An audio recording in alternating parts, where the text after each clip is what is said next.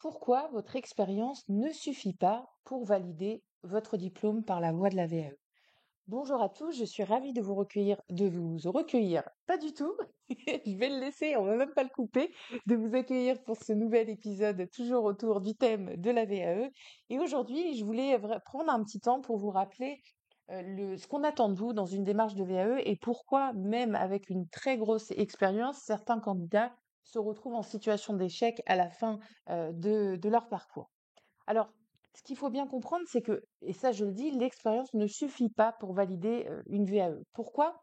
Parce que vous pouvez avoir des années d'expérience, ça ne garantit pas votre validation, parce que le jury ne valide pas juste un parcours. Et ça, il faut bien le comprendre. Il valide des compétences démontrées avec méthode. Et cette méthode-là, quand on ne sait pas ce que le jury attend de nous, on ne peut pas l'inventer.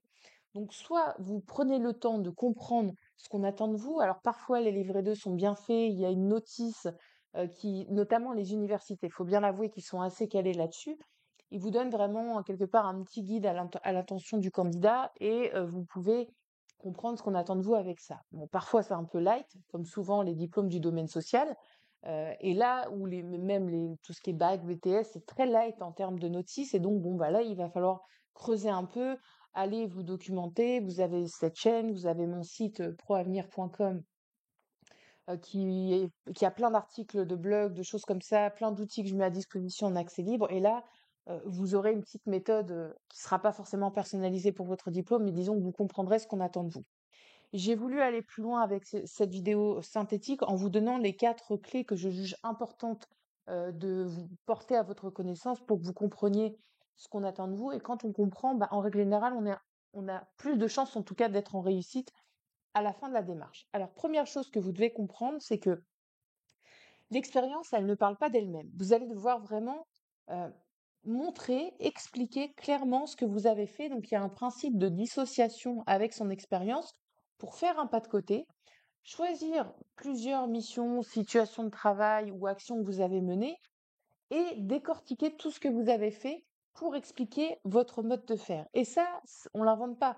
Moi, je sais que dans l'accompagnement VAE que je donne, on passe, en règle générale, allez, sur le parcours formatif que je mets à disposition du candidat, au moins 2 à 3 heures sur ce sujet-là. Donc, comment on décortique? Je vais essayer de vous le réexpliquer simplement. Euh, vous avez fait des choses. Dans ces choses que vous avez réalisées, vous avez utilisé des méthodes. Vous avez utilisé parfois des outils, parfois vous avez été formé à certaines pratiques. Donc, dans la restitution que vous en ferez, il va falloir vous remémorer tout ça parce que souvent on fait les choses aussi de manière automatique. Expliquez pourquoi vous faites les choses de cette manière. Est-ce que vous avez été formé? Est-ce que ça répond à une démarche de qualité instaurée par votre établissement? Est-ce que ça appelle à une méthode, à un concept, à une théorie que vous suivez? Surtout pour les comptables, ça peut être des normes ou des choses comme ça. Est-ce que vous avez eu des résultats avec cette méthode et cette expérience qui, quelque part, vous a permis d'ajuster tout ça? Mais le jury, retenez bien qu'il attend une analyse, pas une liste de missions. Donc, vous allez donner un échantillon de ce que vous avez fait, le plus complémentaire possible pour passer en revue l'ensemble des compétences attendues dans votre diplôme, mais ça, il faut vraiment le faire. Si vous êtes simplement dans la description, vous n'aurez pas votre diplôme. Si vous êtes juste dans le développement de votre expérience, vous n'aurez pas votre diplôme. Il faut combiner un développement, il faut combiner une description, il faut combiner une analyse, il faut combiner ensuite une évaluation, il faut parfois un apport et une approche un peu plus théorique pour confronter votre expérience à quelque chose, à une approche plus théorique. Donc vous voyez que c'est un rythme à trouver et ça, on l'invente pas. Ce qu'on appelle des styles d'écriture, il faut vraiment aller rechercher ces choses-là. Si vous avez un accompagnement, on est censé vous apporter ces outils dans ce que j'appelle notre boîte à outils d'accompagnateur VAE. Autre point, décrire ses tâches ne prouve rien, ok? Un livret 2, ce n'est pas un CV détaillé. Je le redis, il faut montrer comment vous avez agi, pourquoi et avec quelles compétences. Donc, si c'était aussi simple que donner son CV, il n'y aurait pas un livret 2 à compléter. Il suffirait d'envoyer votre CV, on vous donne un diplôme. Mais un diplôme, c'est pas ça. Un diplôme, à la base, le socle est fait sur des connaissances attendues. Et pour les besoins de la VAE, qui a été créée maintenant, il y a de ça plusieurs décennies, on a créé ce qu'on appelle un référentiel de certification qui, lui, est basé sur des compétences pour vous aider à transposer la connaissance attendue en compétences que vous mobilisez au quotidien. Et ce sont ces compétences que vous allez devoir développer, analyser pour les besoins du travail rédactionnel attendu. Et ça, on n'est pas dans un listing de tâches, on est vraiment dans euh, quelque part où vous allez commenter votre vie professionnelle, vous allez expliquer ce que vous avez vécu et vous allez permettre, je le dis vulgairement, au jury de rentrer dans votre cerveau, de rentrer dans votre réflexion, dans votre analyse, de donner votre mode de faire, votre mode de penser par la description écrite que vous en ferez, pardon. Donc là, vous voyez qu'on est dans quelque chose déjà de beaucoup plus poussé, beaucoup plus développé, beaucoup plus critique, beaucoup plus analysé. Autre point, la posture professionnelle prime sur l'ancienneté. Ça, je veux vraiment que vous l'ancrez dans votre cerveau. J'ai vu des candidats se plaindre du dispositif VAE parce qu'ils n'ont pas été diplômés, parce que vous vous rendez compte, ils avaient 20 ans d'expérience. Vous avez beau avoir 20 ans d'expérience, moi je peux vous garantir que vous n'aurez pas vos diplômes si vous ne vous prêtez pas à l'analyse attendue dans votre VAE. C'est pas parce que ça fait 20 ans que vous faites votre boulot que vous méritez d'avoir un diplôme qui correspond au poste que vous avez. Ça n'a rien à voir.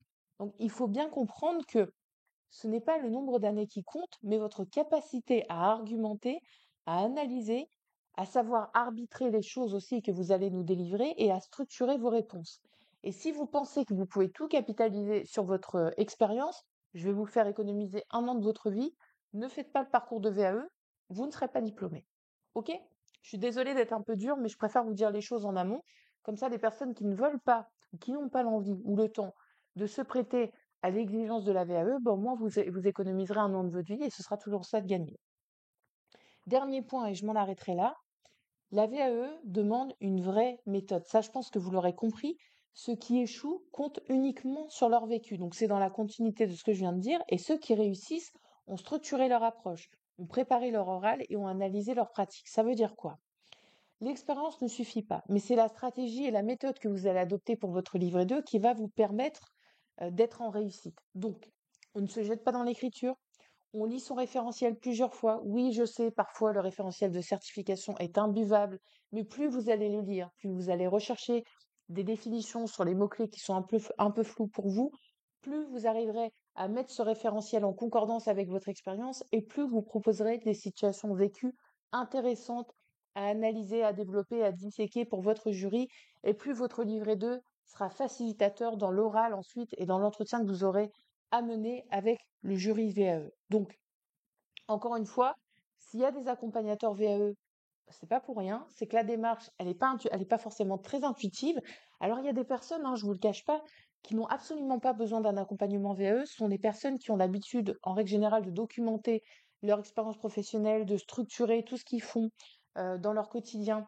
Ce sont souvent des managers, on a ce travers-là de documenter, de structurer, on pilote l'activité, donc on sait faire ça. Et encore, quand on est souvent sur un niveau master 2, on n'a pas les codes d'écriture, la problématisation, le côté analytique attendu, les recherches bibliographiques, comment on mène des recherches documentaires, sur quel outil, qu'est-ce qu'on privilégie, qu'est-ce qu'on laisse, quelles sources on doit plutôt proposer plutôt que telle autre source. Donc vous voyez qu'encore là-dessus, il y a ces choses-là qui peuvent même interférer, je vais dire, dans votre démarche. Mais si vous n'avez pas le budget, si vous ne pouvez pas recourir à un accompagnement VAE, donnez-vous au moins les moyens de rechercher.